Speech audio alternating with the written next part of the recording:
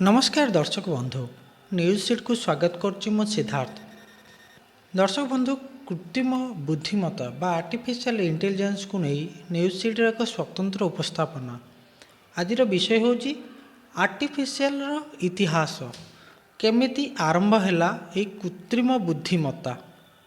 विज्ञान और प्रजुक्ति विद्या बल मनीष आज नकली बुद्धिमत्ता तैयारी करने को पदक्षेप नेलानी।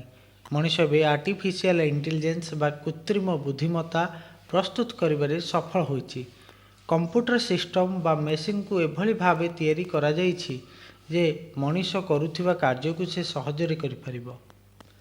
मनीष भली भल और मंद को परखिबा, चिन्हिबा, देखिबा, जेकोसी विषय निष्पत्ति नेबा आदि कार्य सहजरे करि पारुछि।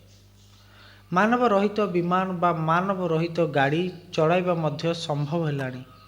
कृत्रिम बुद्धिमत्ता हेउची कंप्यूटर विज्ञान एक शाखा जहाँ मेसिन एवं सॉफ्टवेयर को बुद्धि सहित विकसित करथाय।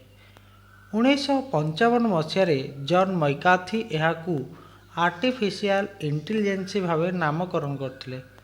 तेबे यह प्रजुक्ति विद्या सबुठारु महत्वपूर्ण एवं अनिवार्य अंश पालटि गलानी।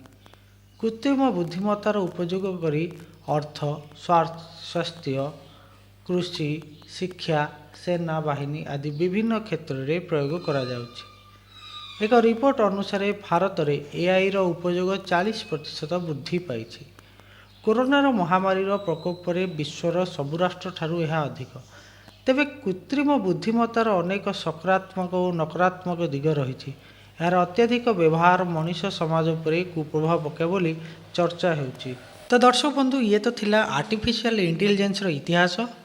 भिडियोटी किभल लागला कमेंट माध्यम निजर मतामत जनइबे एवं आशा करुच्ची जदि यह भल लगिबो मु आगामी दिन में आर्टिफिशियल इंटेलिजेंस कौन, चैट जीपीटी कौन, डीप लर्निंग कौन, या चैट जीपीटी रो मेरिट और डिमेरिट विषय नूतन वीडियो आनिबी।